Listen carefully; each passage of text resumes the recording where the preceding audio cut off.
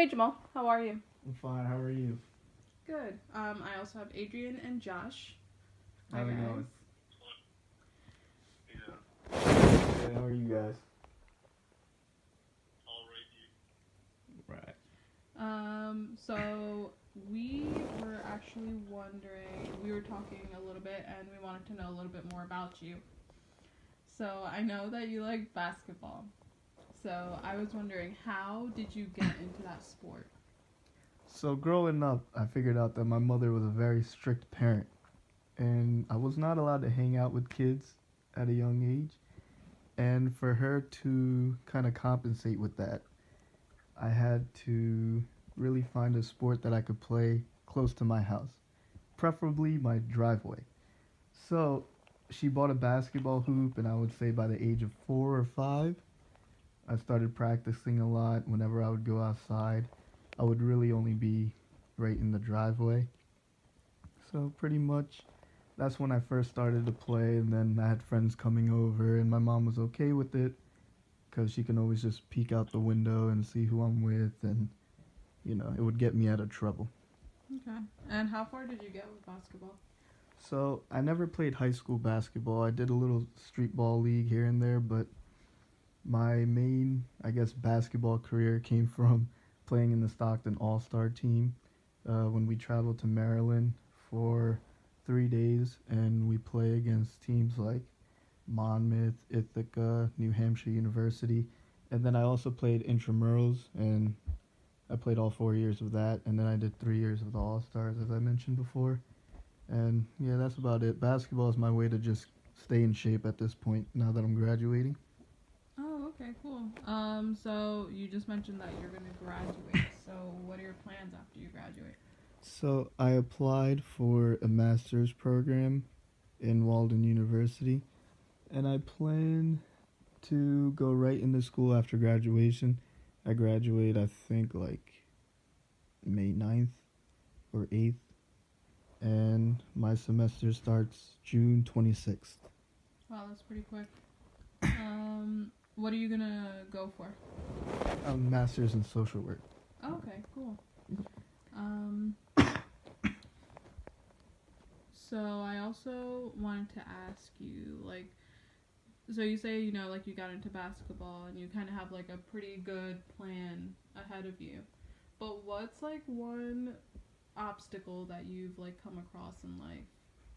So in life, one of my biggest obstacles was actually my junior year in high school when I was told by one of the counselors at Stockton, because my family's very involved with Stockton, and we have a pretty good name for ourselves. I have three older brothers that all went to Stockton, graduated with high GPAs, outstanding athletes.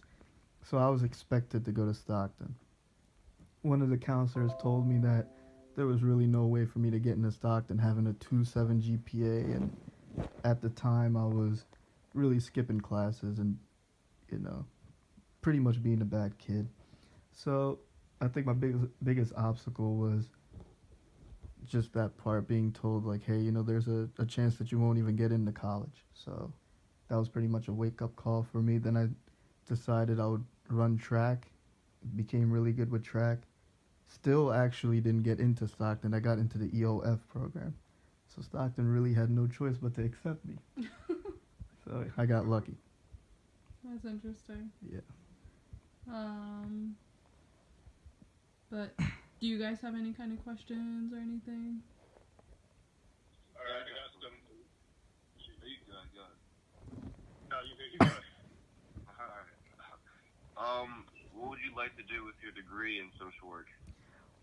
So I've always wanted to do clinical social work at a hospital, any hospital really, preferably nearby. I kind of don't want to travel out of state.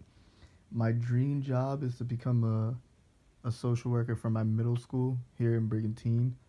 They pay very well. I've met the old social worker there, and he's a very nice guy. We kept in touch. Sadly, he retired before I got my master's, so now I have to wait for, I guess, whatever opportunity comes up next. But I would like to be a school social worker, mainly because I want to be a coach as well for basketball and track or cross country, whatever. And that's pretty much my goals after I get my master's degree. Okay, that's cool. It sounds like you have a pretty big interest in basketball. If you could pick one NBA player you think models your game, who would it be and why? Damn, that's a pretty good question. A player that a player that models me. Well, I've been called Ginobili for a very long time because I'm a guy where if you look at me, appearance wise, I look like I really never picked up a basketball. I'm a 5'9" Indian looking kid. So, appearance wise, I don't look like I can play. And I'm also a very skinny kid, so I fit the stereotype of this kid can't play basketball. But I tend to shock people with the performance that I could put up, and I'm glad from, I guess, being a kid that, when you look at me, I can't play, and then to damn, this kid can really ball. Yeah, a lot of people are probably not expecting it when they first come. Yeah, when you first look at me, you don't really expect it, but then, it's like, I guess when you look at me, you don't expect much. So even if I have a bad day, I'm not really disappointing anybody. That's the way I look at it.